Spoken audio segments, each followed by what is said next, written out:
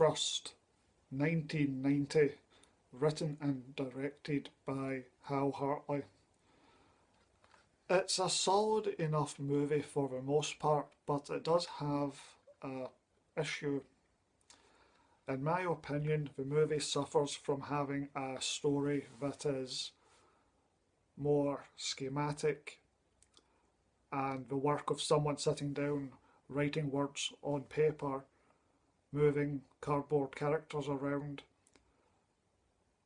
doing what is convenient or entertaining or amusing for the writer, rather than being believable characters with dimensions and needs, wants, desires, and motivations of their own.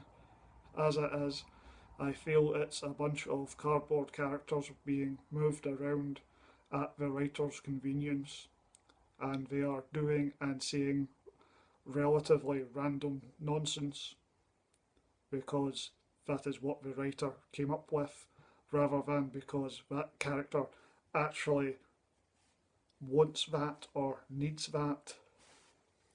So it's a little bit too schematic, in my opinion, and the problem with that is if the characters are that poorly defined, that unconvincing, then any dramatic content is compromised.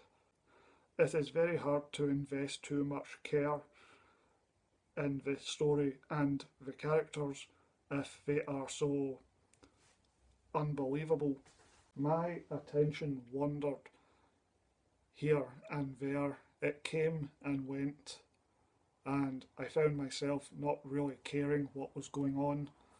I was uninterested basically in what the characters were going through, their trials and tribulations, and pain was of no great interest or relevance to me.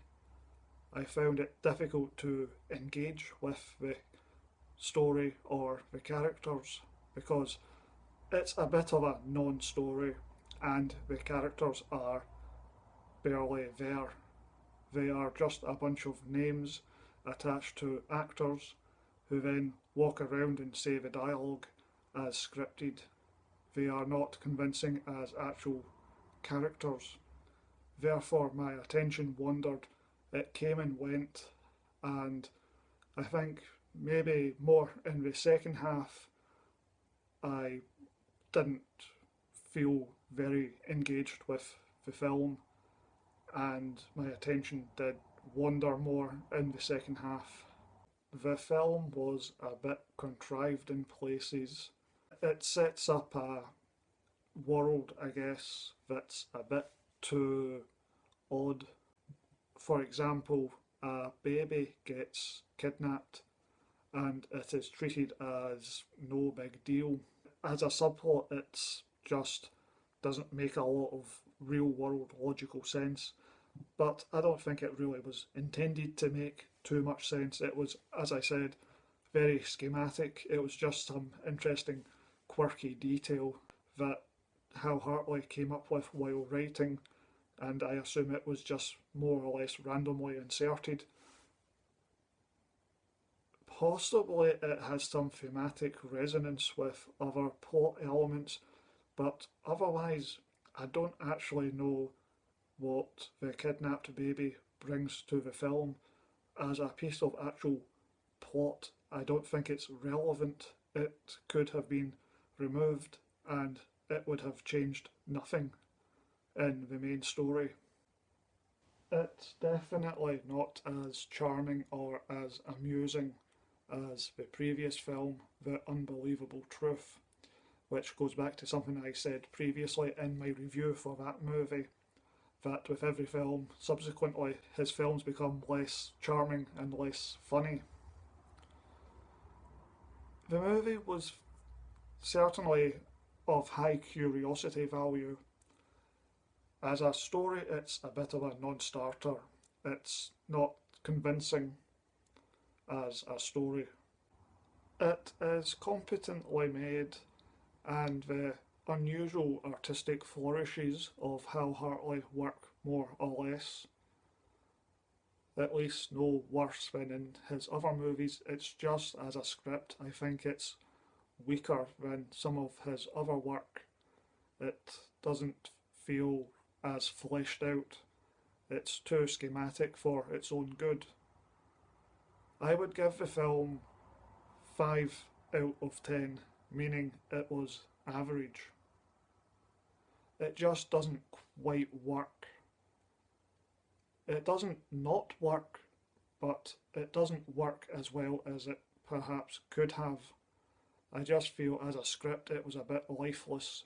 It was a bunch of intellectually interesting thoughts and ideas put together in a fairly random plot that I think even Hal Hartley himself would be hard pushed to say if he actually cared about.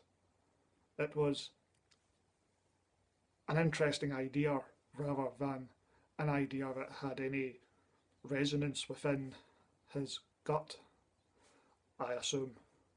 Trust is just a bit too dry and would have benefited from maybe a more wild actor to just burst at the seams of the schematic storytelling and add dimensions to the characters.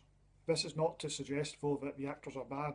These are good actors. What I'm saying, though, is that they fit into Hal Hartley's stylised design, and perhaps the film would have benefited from having an actor or two who were a bit more, were not so constrained by the style. This is not a criticism of these actors. These actors fit the roles really well and are basically the definitive Hal Hartley actors. I'm just saying that the film is a bit dry. An interesting example of overly schematic storytelling saved by having extra dimensions added to it would be Peter Greenaway's The Belly of an Architect, 1985, which I think is possibly his most entertaining film. Now, the reason why I think this one works a bit better than his other movies is because of the lead actor, Brian Dennehy. The advantage of him as the lead actor is that he is more of a American B-movie action actor, and he has a sort of punchy, down on the street level kind of acting style that's at odds with the European artsy-fartsy difficultness of a Peter Greenaway movie. So to cast him, he just brings a lot of life to a movie and a role that, if cast with a more conventional European actor, would have robbed it of that punchy grittiness. And he brings extra life and vitality to a movie that could have been quite dry.